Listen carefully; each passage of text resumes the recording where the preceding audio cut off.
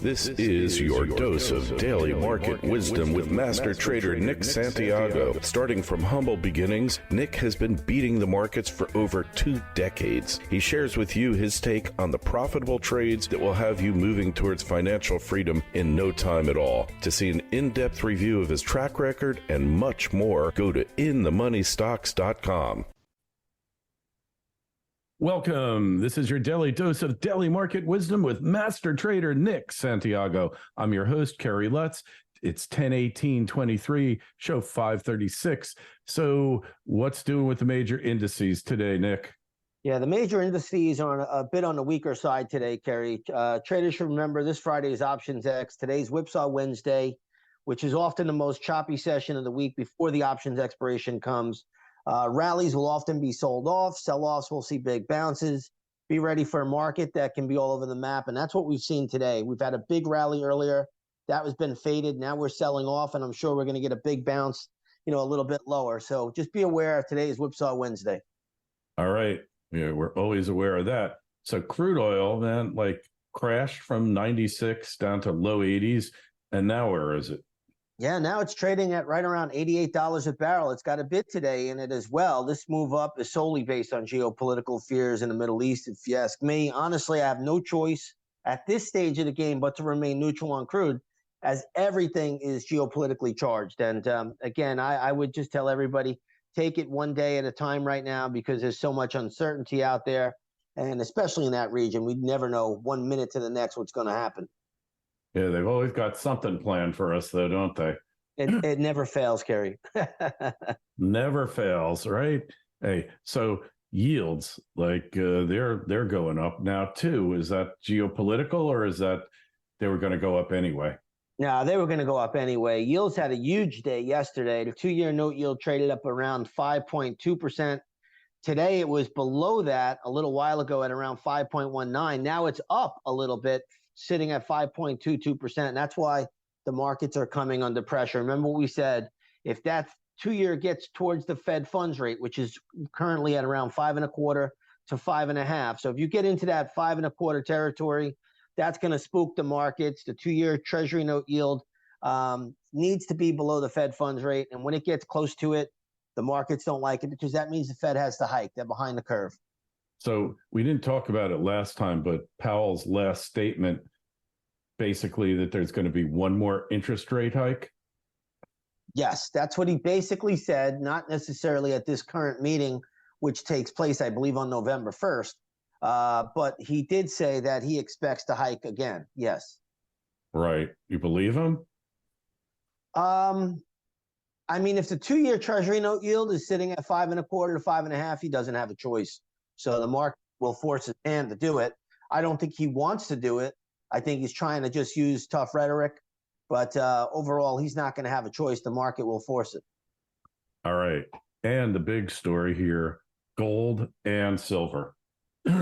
Yeah, gold and silver are both up nicely today. They were up a little bit higher earlier. They have faded a little bit, but gold's still up about 1.3%, sitting at around 1960.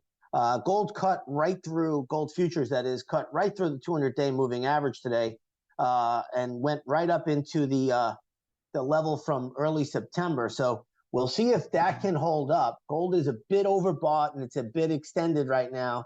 So that's the wild card. It may need a pullback or some consolidation to go higher. Right now it's being catching a bit as a safe haven play. But like I said, it's overbought here. So if you own it, you trail the stop loss. If you don't own it, you just kind of sit out right now, wait for a pattern. The same goes for silver, which is also having a decent day, but it was higher earlier, and now it's basically pulled back a little bit and sitting flat. Yeah. Yeah. Well, on the spot, gold's up nearly $25 the ounce. Normally, when it gets that far ahead, it's unusual for it to pull back that much during the day. Yeah, that's a good point. And like I said, I don't know if gold's going to pull back very much today, but we've seen gold have some wild moves during an options X week, so we don't want to discount that. But it is overbought at this stage. So, gold has just made a tremendous run. People don't realize we've gone from basically 18, I think on the 6th of October, we had 1823. Now we're, today gold traded as high as 1975. So that's a big move in such a short span of time. So it does need to consolidate here or pull back, but the chart is acting well, and you have to respect it, especially when there's geopolitical events like this taking place. Yeah, well, it's interesting.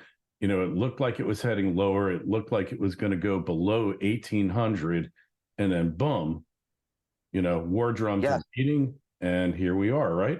Yep, that's just that quickly, and that's why you got to watch pattern. What gold did, though, if you recall, it tested the support level, and we talked about it right here on this program. And I said to everybody here that 1825 area, 1830 is going to be big support. And if we break it, there's problems. If we hold it, could rally back up. It held it, and look at the surge we've had. So again, and full disclosure, just so everybody knows, I am long SLV. I don't want to leave that out there. I want everybody to make sure they know I am long SLV. I do own shares. Yeah, you mentioned it before. Hey, Bitcoin futures. So Bitcoin's kind of been pretty static here. Hasn't been doing much of anything.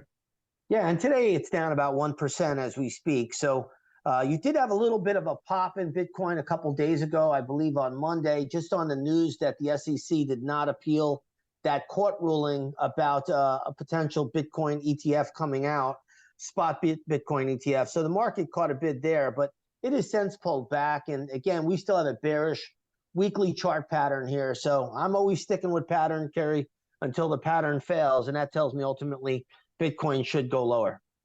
All right. Well, that is it for today. Make sure you go over to Nick's site, inthemoneystocks.com, see how he's beaten the averages for decades and his extensive trading record. Twitter feeds at ITMS, at Nick Santiago 01, at Kerry Lutz.